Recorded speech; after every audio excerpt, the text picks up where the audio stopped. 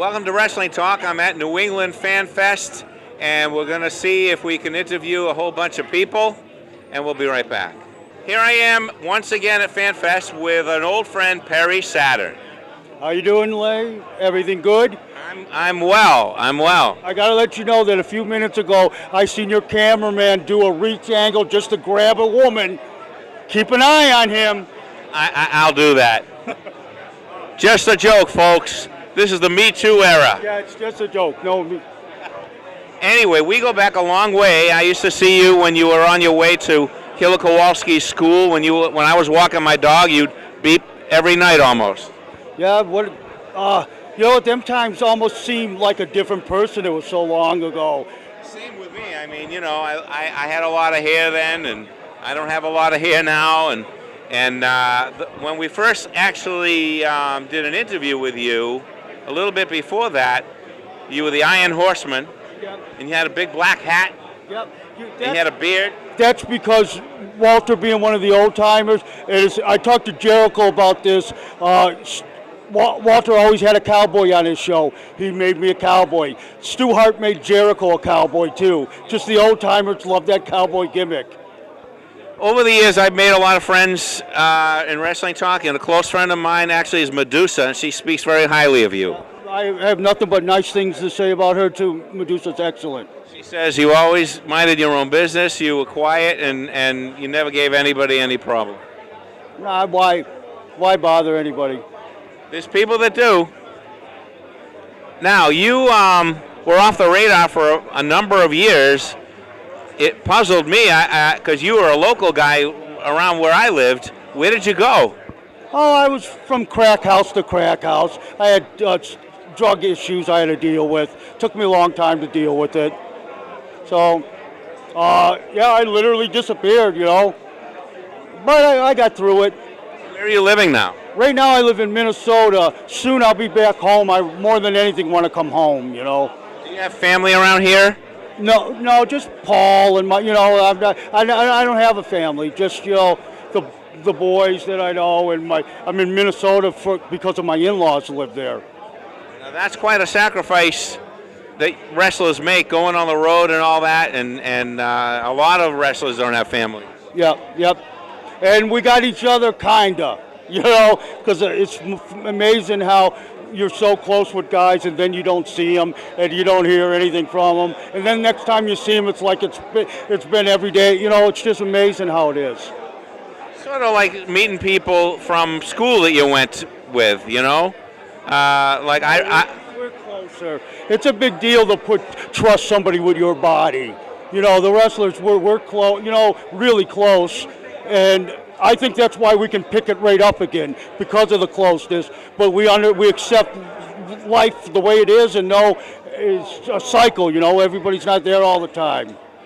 What is your favorite part of your career that you are most proud of?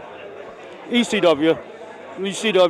I worked, in the office there, and the matches. John and I were excellent, and I had creatively, I had input and stuff with the show, not with my match, but the show. And Paulie, I was part of the office. It was pretty good, and ECW was awesome. I had no idea you had creative control. That's awesome. That's awesome. Creative control for but me, Taz, Dreamer, and had input. Right. Well, that's creative control. Yeah, but I didn't have it in my match. Whatever Paulie wanted me to do, I did. I always did whatever the boss wanted. But I would say, hey, Paulie, you should put Mikey against this guy. You know what I mean? We help. You listen to everybody. Yeah. It's rare, I think, for a boss to do that, no matter what the industry it is, because most bosses get a little bit dictatorial. It's a very hard job. I'm real good friends with Terry Taylor, and when he was the booker at WCW, I couldn't stand him. It's just a hard, stressful job, And Terry was fair, and we joke about it now, he was really fair with everybody, but it's a hard job where he was crabby all the time, because you got all these guys who don't want to do this, he's dealing with everybody. So Paulie managed to do that, Paulie's so good, he convinced you that his way was the only right way, Now, WWE's version of ECW really didn't measure up to the real ECW. Why do you think that is? It was a once-in-a-lifetime shot in the dark, with just somehow it all meshed together. Paulie had a lot to do with it, and just a lot of guys, this was their one and only shot, right? And they just gave it all, and it was infectious. Everybody did it, you know? So, I don't know, it's just a rare thing that and I was lucky to be there, you know? Now, we just lost Bruno Sammartino. What are your feelings on that? I've lost so many friends that I have more in the afterlife than I do here. Wow, that's a lot. Yeah. Including Cronus. Yeah. That must have hit you pretty hard. Oh, well, at the time, I was pretty bad on drugs. I didn't even know at the time. So that's horrible, John. You know, out of my career, the only regret that I have is I wish that John and I could have worked something out. You know what I mean? Because we were like brothers, but it ran its course. What would you tell young people so that they could avoid that road that you traveled with the drug thing?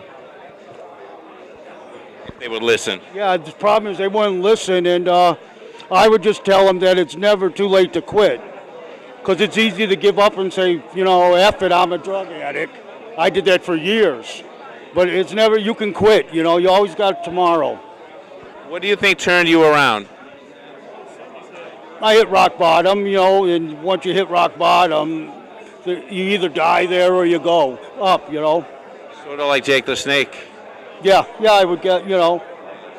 You friends with him? Yeah, Jake and Paige are friends, you know, and Paige and I get along great, you know, so. What do you want people to remember most about you, Perry?